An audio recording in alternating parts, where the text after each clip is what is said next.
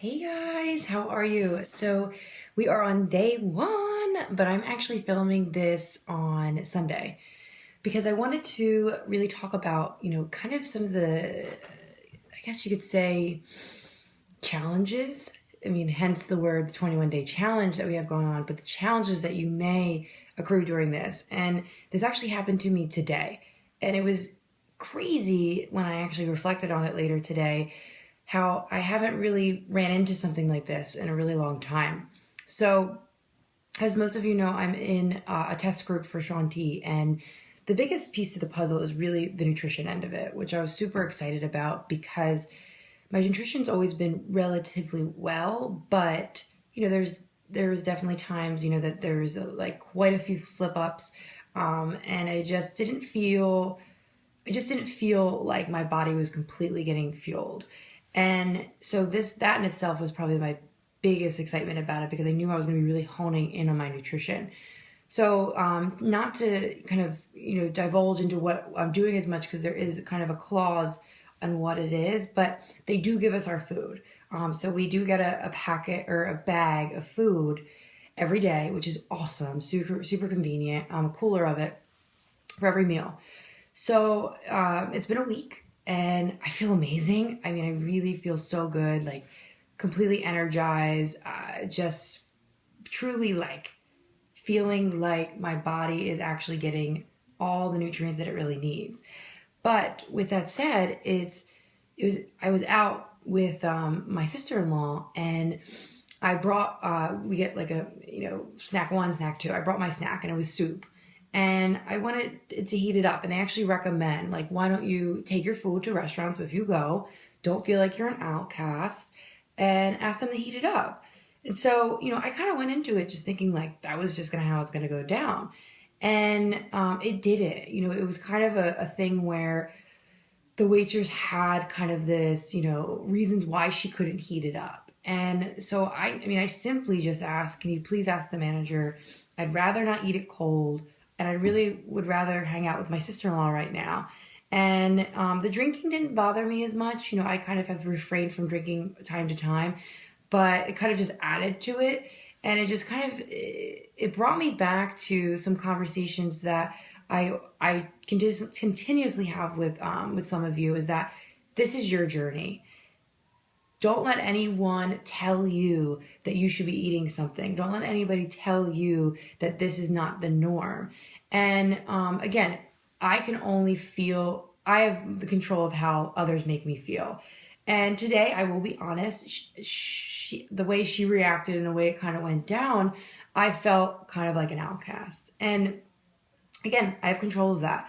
That's just her opinion, because that she may not understand what I'm doing, understandably. And I think that's a big thing about what we got going on today, and the rest of this challenge, is that people may not understand you if you pass up on some barbecue food. People may not understand you if you pass up on alcohol at a party because they're not on this journey with you. They're not in this group with you, and they don't have the same reasons of why they're doing this. And I think that's a biggest takeaway from it, is that when people criticize, or when in anything in life, but when people criticize, they are simply saying to you, stop making me look bad. And when I heard that, I was like, yeah, like it is like they're just telling you, stop making me look bad. Like, why are you, eating so great? Why are you doing this so great? And I'll tell you another quick story that every time on my journey, and I've shared with you that I'm a yo-yoer with my weight. Every time I get to a point in my weight that I look really toned, really, I just feel like I got it going on, I always get at least one comment that kind of says, Kim, yeah, come on, lay back, don't even worry about it. Don't be, but what happens is my mind says, lay back, don't worry about it. And then the fluff is like gone in a day. I'm kidding. But my point is that don't let others derail your journey. And please take that in, your journey, because you set out to do what you wanted to do. And we're not telling you shouldn't have barbecue food or alcohol this next 21 days. It's just that you have some serious goals, or you are trying to push past a certain goal that you've been, seeking for, that's when you say, hey, this is my journey. I totally appreciate your opinion. Maybe you don't, but I totally appreciate your opinion, and I'm just going to stick to the plan. And that is what this group is going to be for, because the beauty of, going out, especially this time of year, everyone wants to go out, drink, eat. That's awesome.